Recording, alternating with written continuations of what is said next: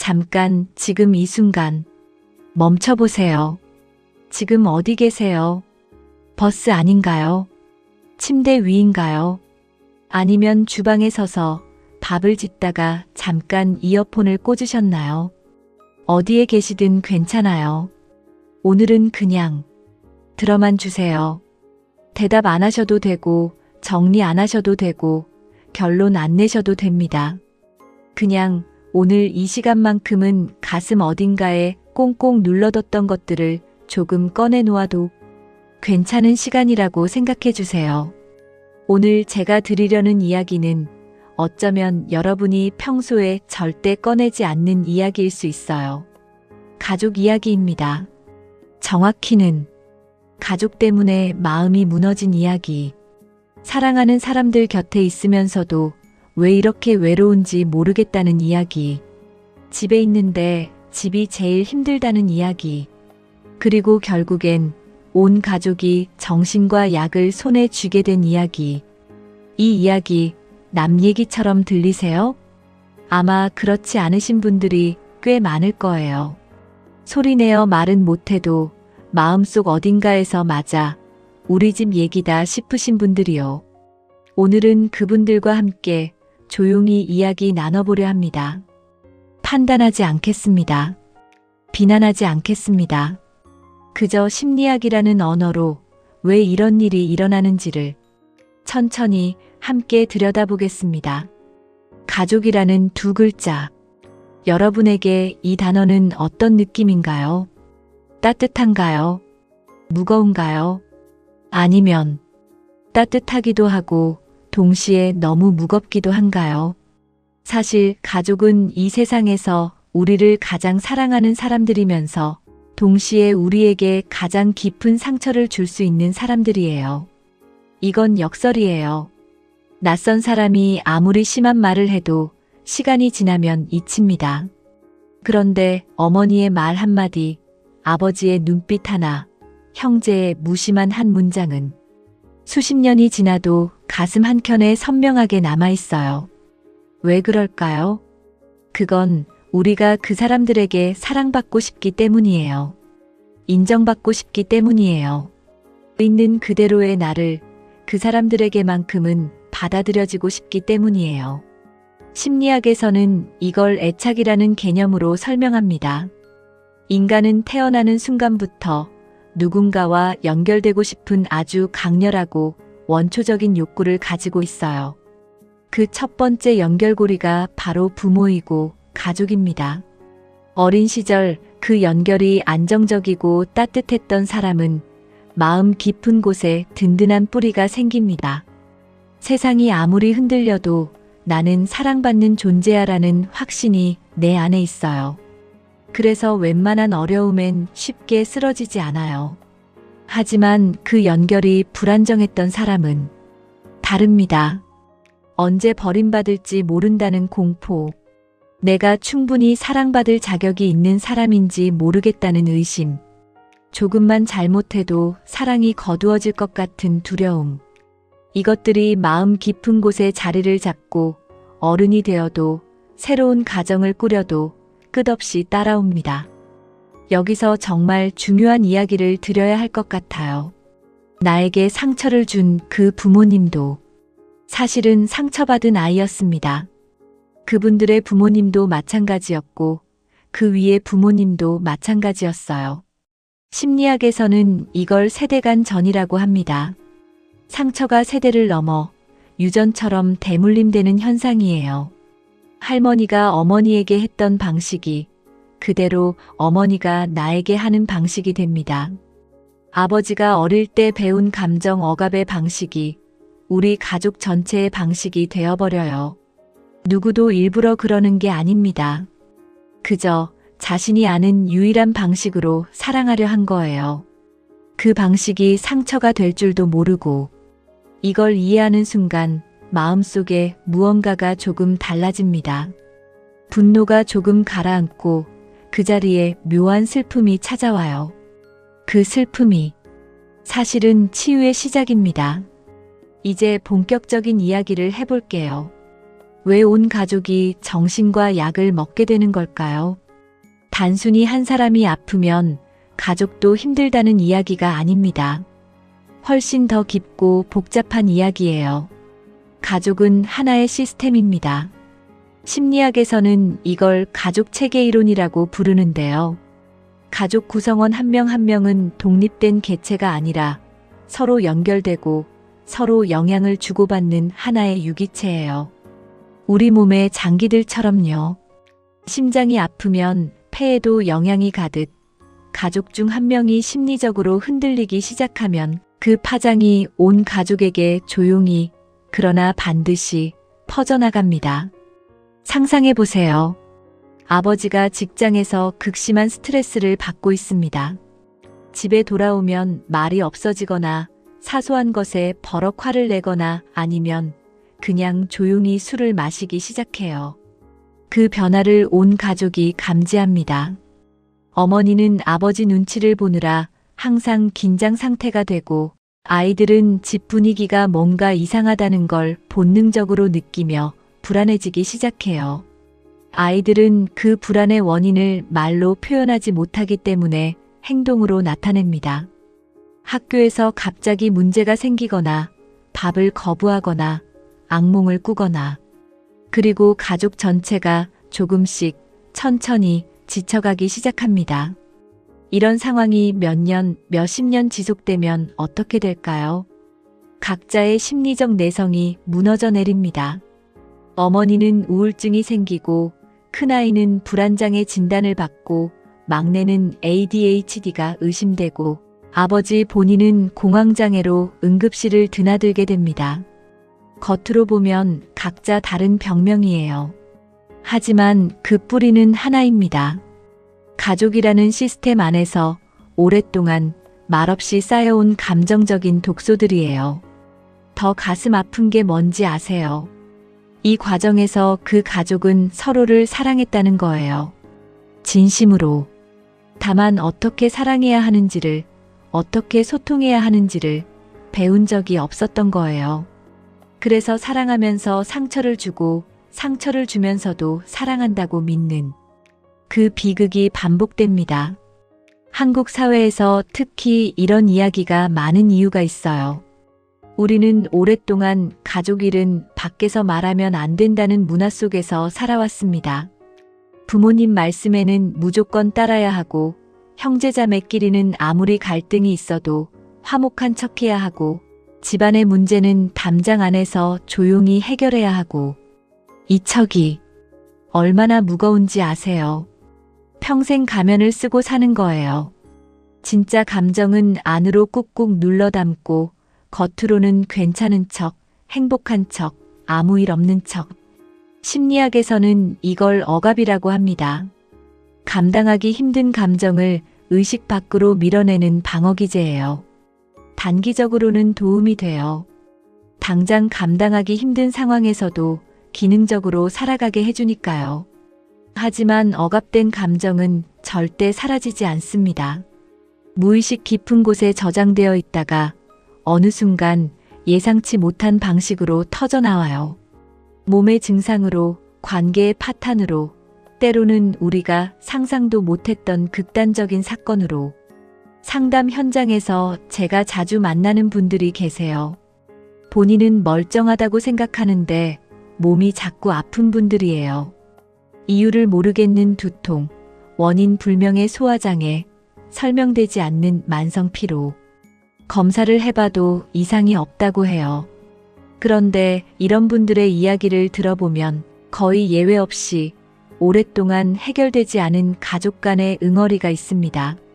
말하지 못한 분노, 표현하지 못한 슬픔, 사귀고 또 사귄 억울함이 결국 몸으로 나오는 거예요. 심리학에서는 이걸 신체화라고 합니다. 마음이 아픈데 몸이 대신 아픈 거예요. 명절 이야기를 잠깐 해볼게요. 명절이 되면 온 가족이 모이죠. 그런데 그 자리가 어떤 분들에게는 즐거움보다 두려움에 가깝습니다. 어머니와 며느리 사이의 팽팽한 긴장감, 형제들 사이에서 오가는 은근한 비교와 경쟁, 아버지의 한마디에 순식간에 얼어버리는 식탁 분위기. 밥을 먹는 내내 아무도 진짜 하고 싶은 말을 못하고 억지로 웃으며 인사를 나누고 헤어지지만 집에 돌아오면 이유 모를 허탈감이 온몸을 감쌉니다. 몸은 집에 왔는데 마음은 어딘가에서 아직도 그 자리에 앉아 있는 것 같은 느낌.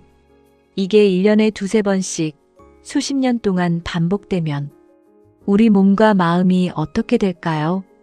유산 문제도 있어요. 부모님이 돌아가시고 나면 평소에 그나마 사이좋았던 형제들이 갑자기 원수가 되는 경우를 주변에서 한 번쯤은 보셨을 거예요. 사람들은 쉽게 말하죠. 돈 때문이라고. 하지만 유산 분쟁의 본질이 돈인 경우는 생각보다 많지 않아요. 그건 평생 쌓인 서운함입니다. 부모님이 나보다 형을 더 사랑했다는 느낌. 내가 더 희생했는데 인정받지 못했다는 억울함. 나의 존재 가치를 무언가로 증명받고 싶은 절박함. 이런 것들이 유산이라는 형태로 표면에 드러나는 거예요. 그래서 돈으로는 해결이 안 됩니다. 돈은 나눌 수 있어도 마음에 응어리는 돈으로 살 수 없으니까요. 그리고 우리가 말하기 꺼리는 이야기가 하나 더 있어요. 극단적인 경우에는 친족 간의 사건으로 이어지기도 합니다. 뉴스에서 충격적인 가족 간의 사건을 보면서 어떻게 저럴 수가 있어라고 생각하신 분들 많으실 거예요. 그 감정, 저도 이해합니다. 하지만 심리학자로서 그 사건들을 들여다보면 항상 그 뒤에 수십 년의 이야기가 있어요. 오랫동안 이어진 심리적 학대, 끊임없는 무시, 아무리 소리쳐도 아무에게도 닿지 않았던 긴 세월들. 그 사람들이 처음부터 그런 사람이 아니었어요. 어느 시점에서 마음이 망가지기 시작했고 그 신호를 아무도 알아채지 못했던 겁니다. 한 가지 질문을 드려볼게요. 우리는 왜 우리에게 상처를 주는 가족에게서 떠나지 못할까요? 논리적으로 생각하면 나를 아프게 하는 관계는 끊으면 됩니다. 근데 가족은 그게 잘 안 돼요. 왜일까요? 심리학에서는 이걸 외상적 유대라고 설명합니다. 나를 상처 입힌 사람에게 더 강하게 묶이는 역설적인 현상이에요. 특히 그 사람이 동시에 나를 사랑하는 사람일 때 그 혼란스러움이 심리적 의존을 만들어냅니다. 언제는 따뜻하고, 언제는 차갑고, 언제는 칭찬하고, 언제는 비난하고, 이 예측 불가능함이 오히려 더 강한 집착을 만들어요. 마음 어딘가에서 계속 희망을 품게 되는 거예요. 언젠가는 인정받을 수 있지 않을까? 언젠가는 진심으로 사랑받을 수 있지 않을까? 그래서 많은 분들이 가족 관계에서 도망치지도 못하고 그렇다고 행복하지도 않은 어정쩡한 자리에서 수십 년을 보냅니다. 그리고 그 긴 시간 동안 마음은 조금씩 달아가고 어느 날 더 이상 견딜 수 없는 지점에 다다르게 되는 거예요. 자, 그렇다면 정신과 약을 먹는다는 건 어떤 의미일까요? 저는 정신과 치료를 절대 부끄러운 것으로 생각하지 않습니다. 오히려 용기 있는 선택이라고 생각해요. 몸이 아프면 병원에 가듯이 마음이 아프면 정신건강의학과를 찾는 것은 당연한 일이에요. 그 선택이 지금 여러분의 하루를 버티게 해주고 있다면 그건 훌륭한 선택입니다. 다만 이것도 함께 알아야 해요. 약은 증상을 완화시켜줄 수 있지만 관계의 문제를 해결해주지는 못합니다. 마음이 무너지게 된 근본적인 원인, 즉 가족관계 안에서 반복되어 온 역기능적인 패턴이 바뀌지 않으면 약을 먹어도 진정한 치유는 어렵습니다. 약은 우리가 문제를 직면할 수 있을 만큼의 에너지를 만들어주는 도구예요. 그 에너지로 진짜 치유의 여정을 걸어가야 합니다. 온 가족이 정신과 약을 먹는 상황이 됐다면 그건 그 가족이 이미 오랫동안 도움이 필요했다는 신호예요. 누군가 일찍 손을 내밀었어야 했는데 아무도 그러지 못했던 거예요. 부끄러워서, 체면 때문에, 아니면 그냥 어떻게 해야 할지 몰라서. 그렇다면 이제 어디서부터 시작해야 할까요? 저는 가장 먼저 알아차림이라고 생각합니다. 내가 지금 어떤 상태인지, 우리 가족이 어떤 패턴 속에서 움직이고 있는지, 그걸 그냥 있는 그대로 들여다보는 것. 그게 출발점이에요. 많은 분들이 가족 문제 앞에서 두 가지 극단 중 하나를 선택하는 경향이 있어요. 하나는 다 내 탓이야이고 다른 하나는 다 저 사람 탓이야입니다. 그런데 심리학적으로 보면 진실은 그 중간 어딘가에 있어요. 우리는 각자 자신의 상처와 한계 안에서 최선을 다해왔습니다. 그것이 충분하지 않았을 수는 있지만 그렇다고 누구 하나가 완전히 나쁜 사람인 건 아니에요. 이걸 이해하는 순간 마음속에 아주 작은 공간이 생깁니다. 분노와 억울함이 조금 가라앉고 그 자리에 이해와 연민이 스며들 수 있는 틈이 생겨요. 그 틈이 변화의 시작입니다. 하지만 여기서 반드시 짚고 넘어가야 할 게 있어요. 이해와 용서는 다릅니다. 상대방의 상황을 이해한다고 해서 그가 나에게 한 행동을 정당화하는 게 아니에요. 용서는 상대방을 위한 게 아닙니다. 나를 위한 거예요. 오랫동안 분노를 붙들고 있으면 그 무게에 지치는 건 결국 나 자신이니까요. 용서는 그래도 괜찮아가 아니에요. 나는 이제 그 무게를 내려놓겠어입니다. 자기 자신을 돌보는 것도 이야기해야 해요. 가족 관계에서 상처받고 지쳐있는 분들 중에 자신을 돌볼 여유조차 잃어버린 분들이 너무나 많아요. 나보다 가족을 먼저 생각하고 내 감정보다 타인의 감정을 먼저 배려하고 내 필요는 항상 제일 마지막에 두는 패턴. 이게 오래 지속되면 완전히 바닥이 납니다. 내가 행복해야 가족도 행복해질 수 있어요. 이게 이기적인 말처럼 들릴 수 있지만 사실이에요. 내가 완전히 고갈되면 가족에게 줄 것도 없습니다. 내 컵에 물이 가득 차 있어야 그 물이 넘쳐 주변을 적실 수 있어요. 경계선에 대해서도 말씀드릴게요. 가족이라는 이름 아래 모든 게 용납되어야 한다는 생각. 이게 너무나 많은 분들을 힘들게 합니다. 가족이어도 나에게 함부로 대해도 된다는 건 아니에요. 가족이어도 나의 감정과 생각은 존중받아야 합니다. 나의 선택은 인정받아야 해요. 이 경계선을 만드는 게 처음엔 너무 죄스럽고 불편하게 느껴질 수 있어요. 특히 어릴 때부터 가족한테는 다 맞춰야 해라고 배워온 분들에게는요. 하지만 기억해 주세요. 건강한 경계선이 없으면 건강한 관계도 없습니다. 전문가의 도움을 받는 것, 솔직하게 말씀드릴게요. 가족 관계의 복잡한 문제는 혼자 해결하기가 정말 어렵습니다.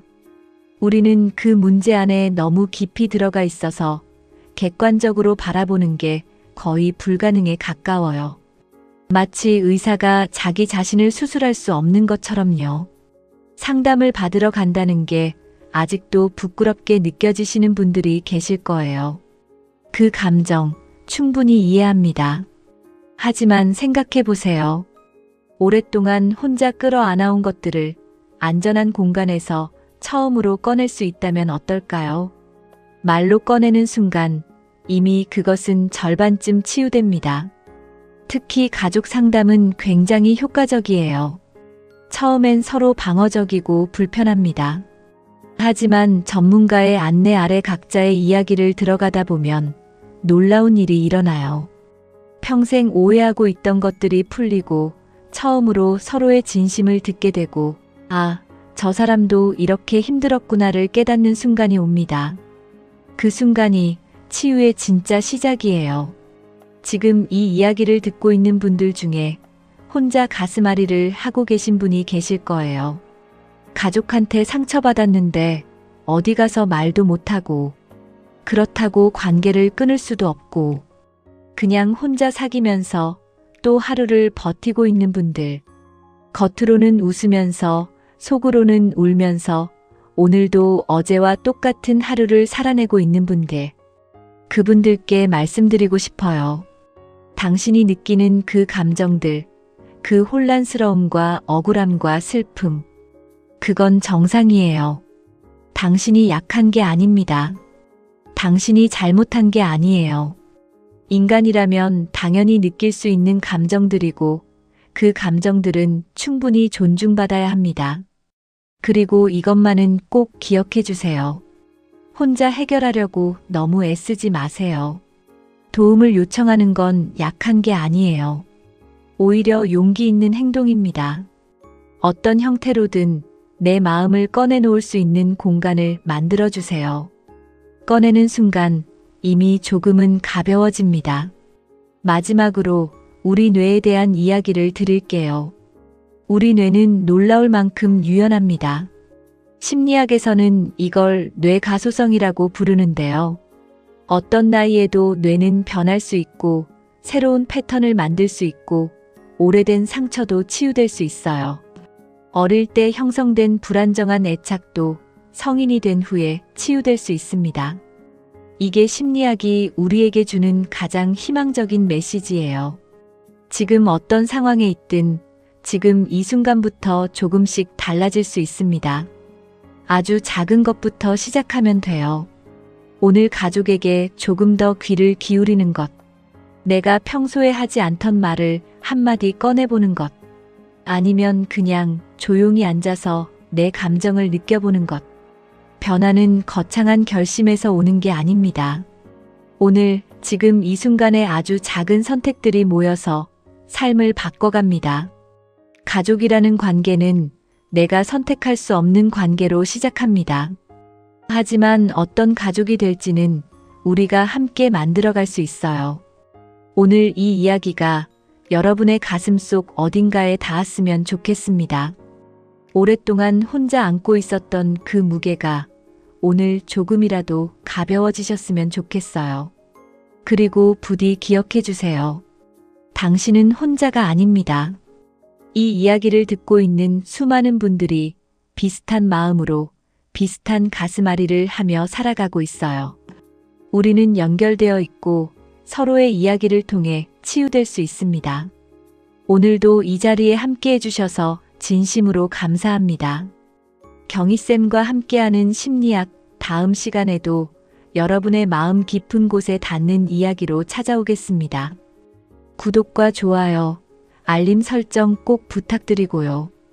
오늘 하루도 스스로를 조금 더 사랑해 주세요.